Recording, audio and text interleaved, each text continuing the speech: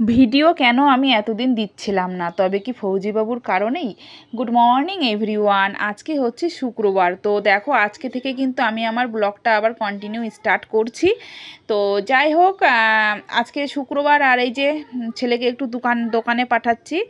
আর বাইরের ওয়েদারটা দেখছো তো, মিষ্টি ভেজা বৃষ্টি দিন। তো যাই হোক, এই মিষ্টি ভেজা বৃষ্টি দিন কিন্তু অনেক দিন ধরেই চলছে। 1-2 দিন ভালো লাগে, কন্টিনিউ 10 দিন ধরে কিন্তু বৃষ্টি হচ্ছে।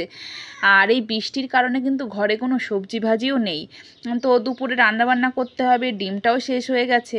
আর ছেলে যেহেতু আজকে স্কুলে পাঠায়নি, তো সেই কারণে ছেলেকে বললাম যে দোকান থেকে ডিম নিয়ে আসতে। তো এই দেখো নিয়ে চলে এসছে। আর কি বলো তো, হাজব্যান্ড যেহেতু এখন ঘরে নেই না, তো সেই কারণে বাজারঘাটও অত ভালোভাবে করা হয় না, ওই মধ্যে মাঝে আমি যাই নিয়ে আসি।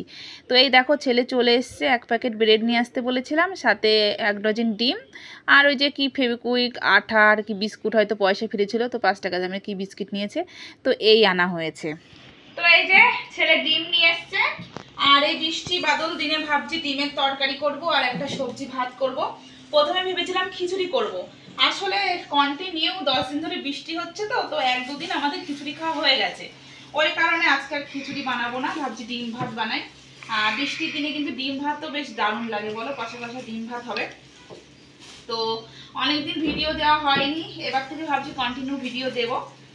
তো একটা ডিম ফেটে গেছে, এটা অমলেট করা হবে, কি আর করবো। তো চলো আজকে যা যা করি তোমাদের সাথে সম্পূর্ণটাই শেয়ার করবো, তোমরা কন্টিনিউ ব্লগটা দেখতে থাকো।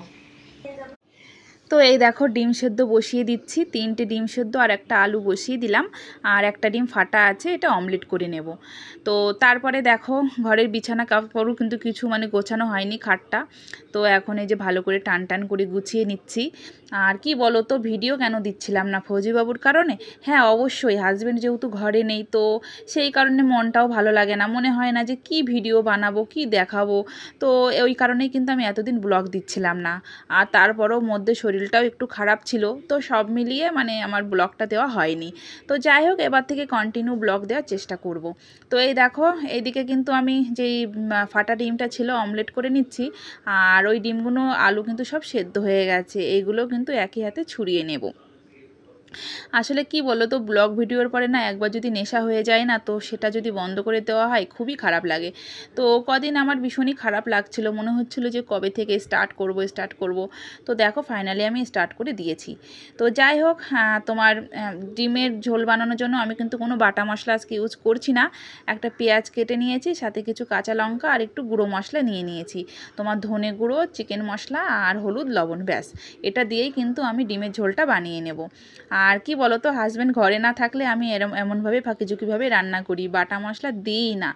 আর শুকনো মশলা বলতেও খুবই কম দিই, মানে থাকলে দিই, না থাকলে দিই না।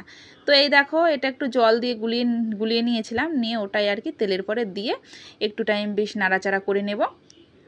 দিয়ে ডিম আলুটাও দিয়ে একটু ভালো করে নাড়াচাড়া করে নিচ্ছি, নিলেই কিন্তু আমার এই যে কষানো হয়ে যায়। তো একটু বেশি করে জল দিলাম, যেহেতু এই দিয়েই খাওয়া দাওয়া হবে। আর একটু ভেবেছি যে মুসুরের ডালও সেদ্ধ করব।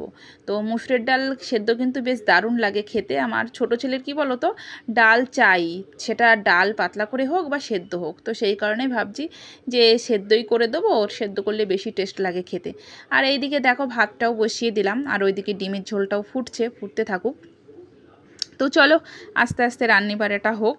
তো এই দেখো ডিমের ঝোলও কিন্তু আমার হয়ে গেছে। তো এখন নামিয়ে দেব। আর যেই অমলেটটা করে রেখেছিলাম সেটাও কিন্তু আমি যখন ঝোলটা ফুটছিল তখন দিয়ে দিয়েছিলাম। তো হয়ে গেল। আর এখন এই যে ডালটাও সেদ্ধ বসিয়ে দেবো। আর ডাল জিনিসটা দেখবে তুমি যত ভালো দোকান থেকেই কেনো না কেন, একটা তোমার লাল লাল জল বা সাদা সাদা জল কিন্তু বেরোতেই থাকে। তো আমার ওইদিকে তো ডিমের ঝোল হয়ে গেছে, ডালটা সেদ্ধ হচ্ছে, ভাত হয়ে গেছে, নামিয়ে নেব। আর এইদিকে দেখো ছোট ছেলে স্কুলে গিয়েছিল, চলে এসছে। আজকে তো বড়টাকে পাঠাইনি, এই যে ছোটটা চলে এসছে, তাই তো প্রিয়ম? বলা, আমরা অনেকদিন পর ভিডিও বানাচ্ছি, তাই তো অনেকদিন পর ব্লগ বানাচ্ছি। তো চলো ভাত হয়ে গেছে, ভাতটা নামিয়ে নিই, ফ্যানটা গলিয়ে নিই, আর ডালটা সেদ্ধ হচ্ছে হোক, তারপরে স্নান টানও করবো। আর বাইরের ওয়েদারটা ভীষণ খারাপ আজ 10 দিন ধরে, জানো তো। তো চলো কি আর বলবো, কন্টিনিউ ব্লগটা দেখতে থাকো। আজকে ফৌজিবাবু ঘরে নেই, প্রায় 1 মাস হতে গেল। একটা দিন যে কিভাবে চলছে সেটাই মানে যারা থাকে একা তারাই জানে। প্রথমত বাচ্চা নিয়ে, তারপরে সমস্ত দায়িত্ব, মানে কী যেভাবে চালাচ্ছি সে আমি অন্তত বুঝছি, ঠিক আছে? না ভালো করে বাজারঘাট করতে পারছি, না মানে কারোর সাথে ফ্রিভাবে কথা বলতে পারছি, মানে কিছুই ভালো লাগে না। তো যাই হোক, ওইদিকে কিন্তু রান্নাবাড়া হয়ে গেছে, যা 1-2 বাসন বেরিয়েছিল সব কিছু ধুয়ে ঘর দোরটা মুছে নিচ্ছি। কিচেন রুম, ভেতরের ঘর সবই মোছা হয়ে গেছে, এখন সামনের ঘরটা মুছবো, মুছে বেলকনিটা ধোবো। কেন বলো তো, আজ কদিন ধরে বৃষ্টি হচ্ছে, মানে স্নানের আগে প্রতিদিনই ধুয়ে দিই, কেন কি পুরো জল কাদা কাদা একটা ধুলো ধুলো হয়ে যায়, তো সেই কারণে না ধুলে হয় না। তো এই যতদিন বৃষ্টি হবে ততদিন এই ধোয়ার কাজ চলতেই থাকবে, কিছু করার নেই। দেখবে যেহেতু বৃষ্টি হলে একটা তোমার ধুলো ধুলো ধুলো ধুলো একটা কাদা কাদা ভাব থাকেই, তুমি যতই ধোও না কেন, এই একটু পরে আবার যা তাই আসবে জলে ছিটি ছিটি পড়ে পড়ে। তো যাই হোক, এই যে ধুয়ে নিয়েছি, এখন আমি স্নানে চলে যাব। তো এই দেখো স্নান টিনান করে চলে এসেছি, আর জামা কাপড় যেভাবে ঝুলছে কি আর বলবো, চারিদিকে ঘরে বারান্দায় সমস্ত জায়গায়, কিছু করার নেই, বৃষ্টি হলেই শোকাচ্ছে না, কি করব। তো তারপরে দেখো তুলসী মাতাটাকে একটু ধূপ ধুনো দিয়ে দিলাম, ঘরে পুজোও দেওয়া হয়ে গেছে। আর এই দেখো বাইরের ওয়েদারটা একদমই পুরো ঠান্ডা ঠান্ডা ওয়েদার, খুব একটা খারাপ না, ভালোই। দেখো খাবার নিয়ে নিয়েছি, সেই ডিমের ঝোল। দেখো ডিমের ঝোলটা কিভাবে বানিয়েছি তোমরা তো দেখলেই, কিন্তু খারাপ হবে না দেখেই মনে হচ্ছে খেতে।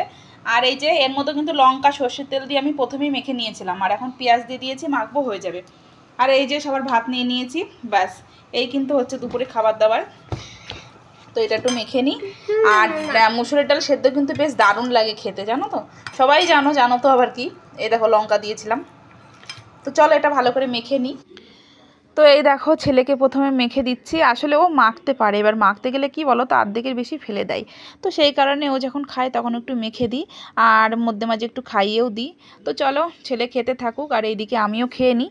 আর আজকের ব্লগটা বেশি বড় করছি না, যেহেতু অনেক দিন পরে বানাচ্ছি, ধীরে ধীরে আরও বড় করব। তো চলো আজকের ব্লগটা এখানেই শেষ করছি, আশা রাখছি কন্টিনিউ ব্লগ দিতে আমি পারবো। তো ততক্ষণ সবাই ভালো থেকো, সুস্থ থেকো, আর আমার ব্লগগুলো অবশ্যই কন্টিনিউ দেখতে থাকো। তোমাদের সবাইকে টাটা।